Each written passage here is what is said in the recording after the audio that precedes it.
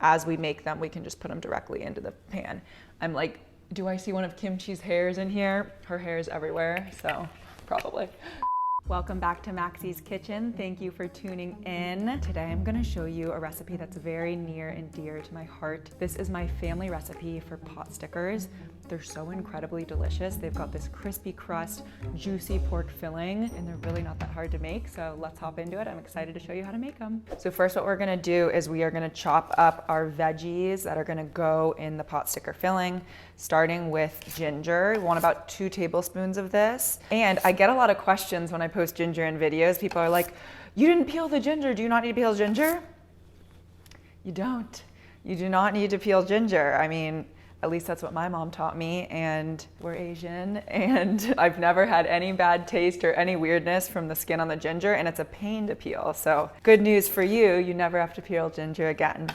So what I usually do is just slice this into kind of like planks, and then I'll slice the planks into strips, and then I'll mince it. I love using my bench scraper, just collect it all, and then we'll go ahead and put it into the bowl where we're gonna make the filling. So next we're gonna chop up some cabbage, and you want about a cup of cabbage. This probably won't be enough, but we'll start here. And what the cabbage will do in the Potsticker filling is as the Potstickers cook, the cabbage will release water, and so that'll make sure that the Potsticker filling is nice and moist and juicy. So that's really kind of the purpose that the cabbage plays. And I'm gonna just slice it in strips like this.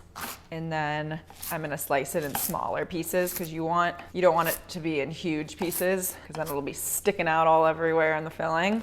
So just slice it small. And actually look, that piece of cabbage really blew up into, this is definitely a cup now. So we're good. And I'm thinking I'll measure this one just to be a little bit more precise. Yeah, cabbage always like blows up when you cut it. It looks like it's not gonna be much, and then, oh, so that was almost perfect. Great, into the bowl. And actually, pro tip from my mom is to put some cabbage and line the serving plate with sliced cabbage, just because it looks really pretty. And then when you sauce the Potstickers, it also kind of gets the cabbage a little bit saucy, and it's just a nice presentation. So that's what I'm gonna do. Put it over here so you can see.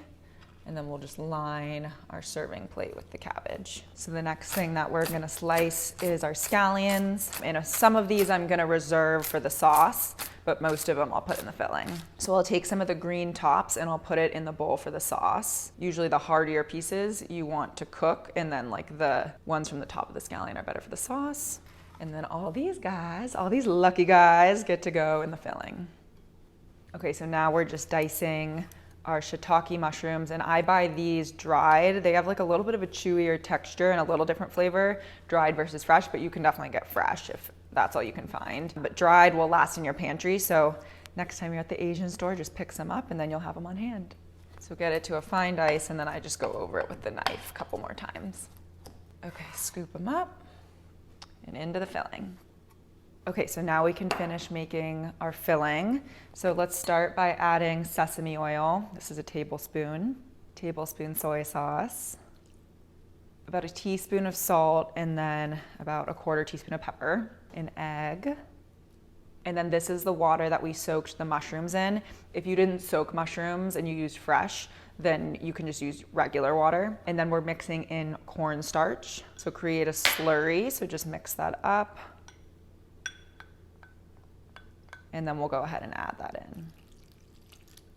And the cornstarch slurry will prevent the filling from having like a ground meat texture, and it'll make it just like a little bit more kind of springy and dumpling-y. And then the star ingredient is ground pork, but if you don't eat pork, you could definitely do chicken or beef. Whatever you wanna do is amazing. Let's put that in. Okay, the blue glove is back with another appearance, and we're just gonna go ahead and mix this up.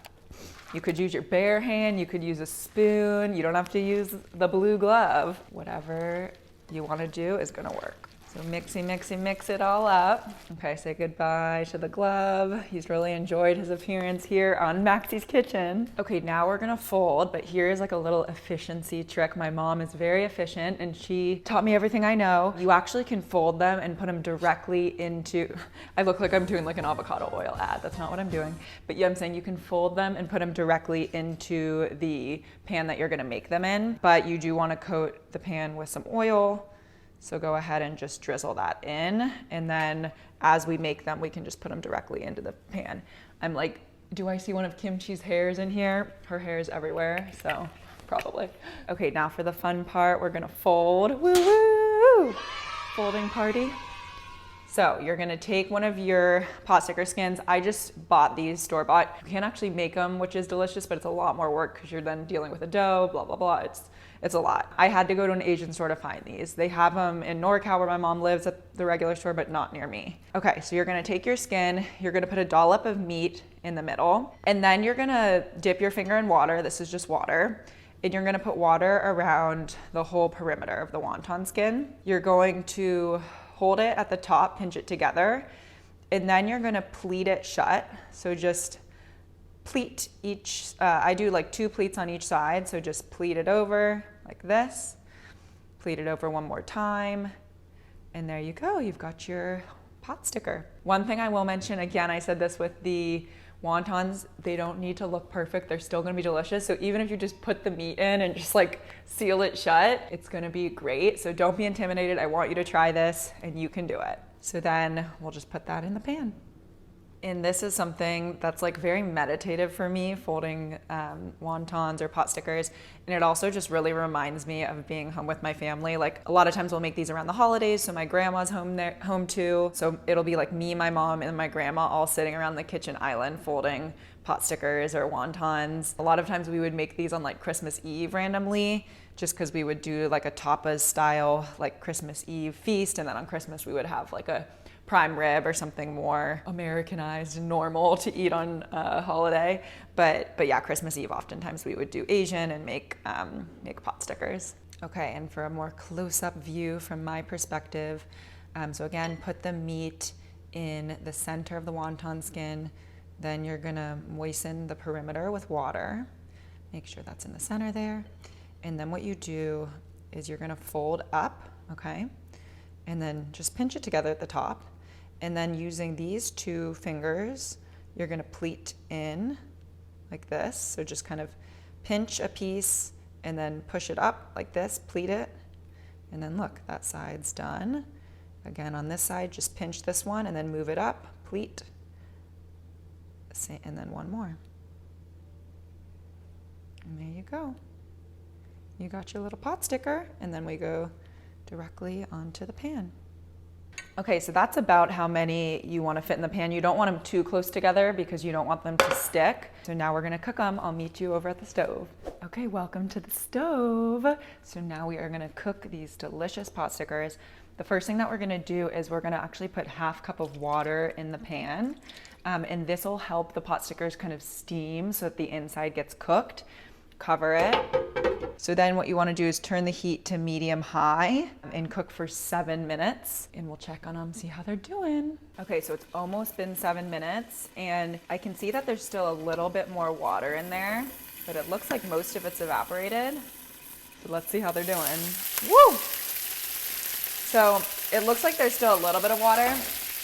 I'm just gonna check to make sure that the bottoms aren't getting too dark. Looks okay. So just check on them. You can see here that the bottom isn't super dark yet. Some of them over here are getting a little darker because there's not as much water over there. So just go ahead and move that over. But yeah, I think they could, very loud with it open, I think they could use another minute because you want to wait until the water has evaporated.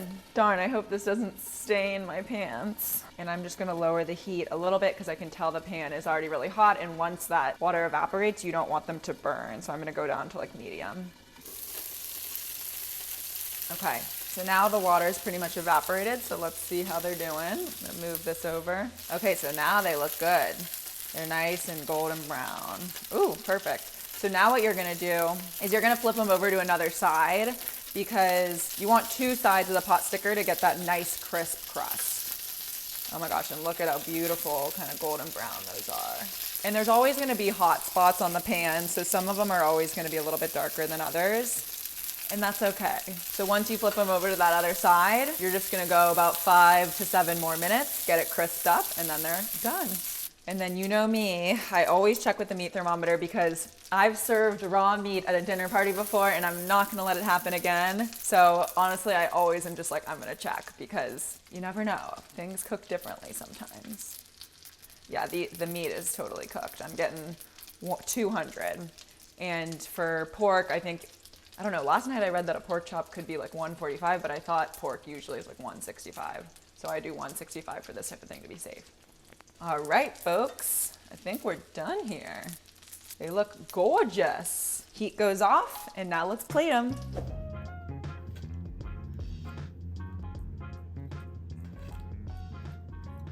And then our sauce is just soy sauce, chili oil, scallions, sesame seeds, and vinegar. Okay, it's time for the taste test. Whoop, whoop, whoop, whoop. Here we go.